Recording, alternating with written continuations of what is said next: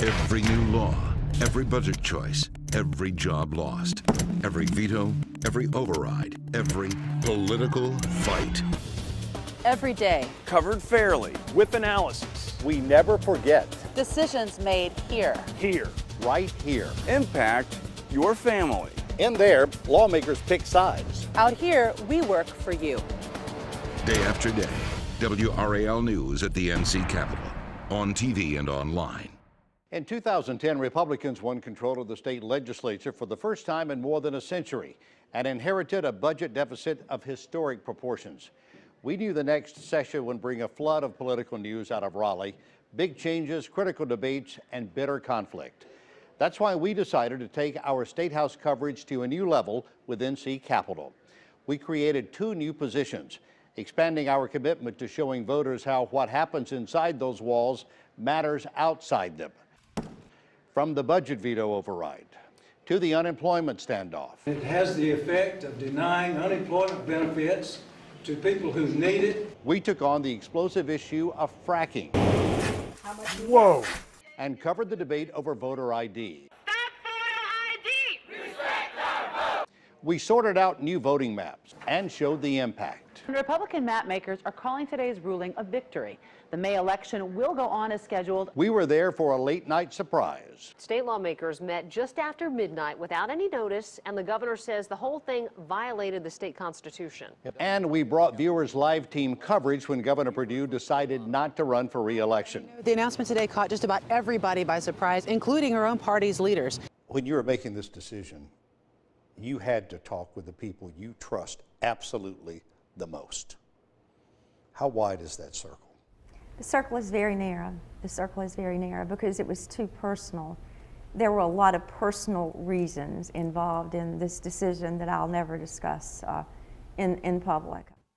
Speaker Tom Tillis held up the budget veto override as if he was showing off his own baby. It's not the proudest moment in my life. I think my wedding and the birth of my children rank up there way beyond that, but it is the proudest moment in my political career. Because he says it passed as a result of Democratic support. Ultimately, the breakdown in budget talks came down to what Governor Perdue refers to as just a penny. She wanted to extend the 1-cent sales tax. Republicans say add all these pennies together, it comes to more than $1 billion in additional taxes. Both sides dug in their heels, and it could be months, if not longer, before we see which side was right. A lot of lawmakers were shifted around or lost their seats in those new Republican voting maps. Statistics show Democratic women took the hardest hit, but Republicans insist gender was not a factor.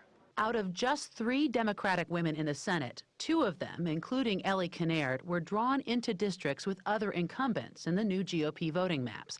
It's a tactic called double bunking, often used to force lawmakers to retire. 36% of Democratic women were double bunked, compared to about 24% for men of both parties. No Republican women were double bunked. Lots of strong reaction this morning. Democrats held a press conference after this early morning session and said they had never seen political wrangling like this before. Meanwhile, Republicans defended their actions. Just before 1 this morning, the House voted to override Governor Bev Perdue's veto of Senate Bill 727.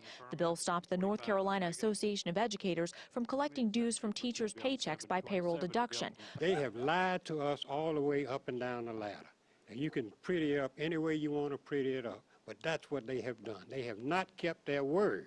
Tillis says all of this late-night political maneuvering is perfectly within the rules. Yeah, everybody knows at any time we come into a general session that those matters are on the calendar, and this should be a learning experience. Thank you. Get past the campaigning and into the polls. You'll be asked for your name and address to cast your vote. No identification needed. People coming from out of state are somewhat flabbergasted of how little identification is required. Bob Hall of the election watchdog group Democracy North Carolina argues there isn't a major voter fraud problem to begin with. Secondly, he warns there's a history of discrimination in voting requirements like the poll tax and literacy test. It has been done as a way to disenfranchise voters that the ruling party doesn't like. They want to, it's a power grab, basically. And that's what is very concerning. It's ridiculous. We want to make sure you are who you say you are. According to the Wake County Board of Elections, the #1 complaint among voters is, why am I not required to show my ID when I vote? Especially when you can't even get into these offices without showing it. This new bill is similar, but it doesn't cut spending as much, and it would last 3 months instead of the entire year. As lawmakers argue back and forth, Lewis Keith and thousands of others wait in limbo. They're playing politics over something that has no state money in it. It's not 1 red cent coming out of the state coffers. Well, they're federal funds, and guess who pays federal funds? North Carolina taxpayers. But it's not coming out of the state budget.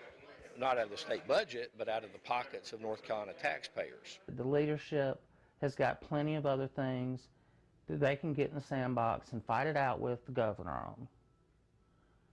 This is not one of them. NC Capital is a multimedia approach to covering state government. We've invested in new technology to bring you live video, from crucial floor votes to committee meetings to hearings. We've also added uncut interviews, issue-driven stories produced just for the web, interactives, a blog, and a Twitter feed for real-time updates.